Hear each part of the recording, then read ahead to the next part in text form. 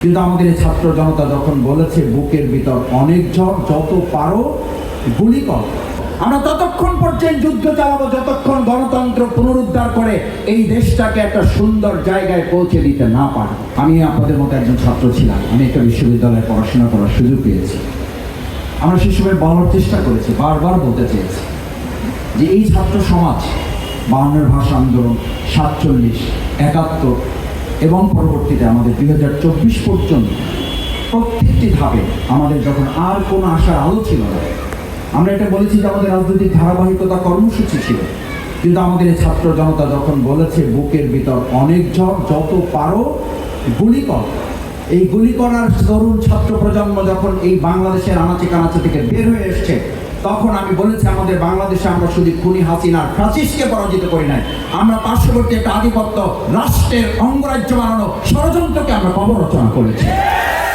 আমাদের দেশের ফ্যাসিবাদকে শুধু আমরা পতন ঘটাই নাই, আপনাদের এই প্যান্টের উপরে লুঙ্গি পরার আন্দোলনে আমাদের বাংলাদেশের ফ্যাসিবাদের কবর রচনা করেছি। আমরা পার্শ্ববর্তী একটা রাষ্ট্রের চক্ষু রাঙানো এবং তাদের দাদাগিরির আমরা কবর রচনা করেছি। আমাদের ছেলেরা, তরুণেরা, ছাত্র শিক্ষার্থীরা সেজন্য সেদিন স্লোগান তুলেছিল, ঢাকা না দিল্লি। কেন?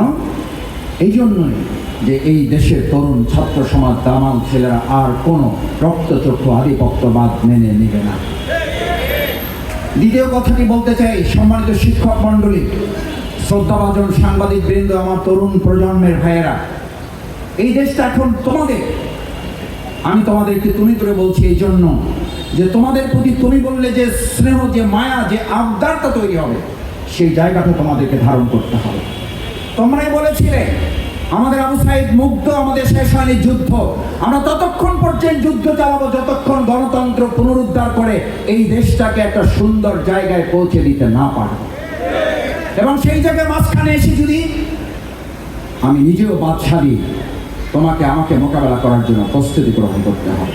আমাকে সামনে দেওয়ার জন্য তোমাকে অনুরোধ করে যাচ্ছি।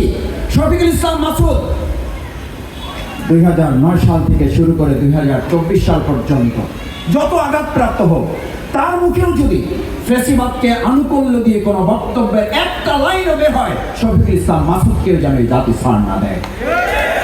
কারণ আবেগ এবং আনুকূল্যতার এই প্রবাহমানতা ব্যবহার করে আমাদের অসংখ্য শহীদ, আহত, বঙ্গবন্ধুদের সাথে কোনো বেইমানি কেউ করতে পারে না।